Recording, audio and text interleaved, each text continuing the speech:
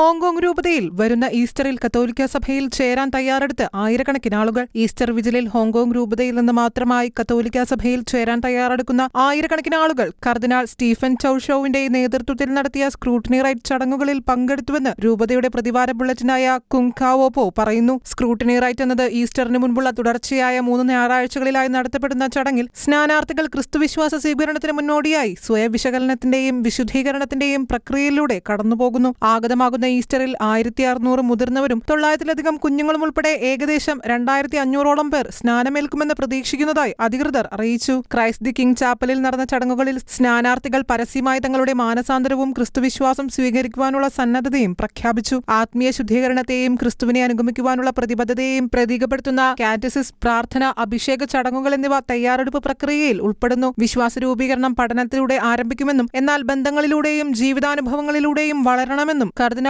ചൗ ഊന്നി പറഞ്ഞു. പരിശുദ്ധാത്മാവ് വിശ്വാസികളെ ദൈവവുമായുള്ള ആഴത്തിലുള്ള കൂട്ടായ്മയിലേക്ക് നയിക്കുന്നുവെന്നും വിശ്വാസം മതബോധനത്തിനപ്പുറത്തേക്ക് പോകുകയും സഭയ്ക്കുള്ളിലെ പ്രാർത്ഥനയിലൂടെയും ഐക്യത്തിലൂടെയും വളരുകയും ചെയ്യുന്നുവെന്നും കർദിനാൾ വിശദീകരിച്ചു. സഭയുടെ സേവന പ്രവർത്തനങ്ങളും ക്രൈസ്തവ വിശ്വാസികളുമായുള്ള ഇടപെടലുകളും പരിശുദ്ധ കുർബാനയിൽ ക്രിസ്തുവിന്റെ സാന്നിധ്യവും ക്രൈസ്തവ വിശ്വാസത്തിലേക്ക് തന്നെ ഏറെ ആകർഷിച്ചുവെന്ന് സ്നാനാർത്ഥികളിൽ ഒരാൾ മാധ്യമങ്ങളോട് പങ്കുവച്ചു. ഇന്റർനാഷണൽ ഡെസ്ക്, ഷിഖേന ന്യൂസ്.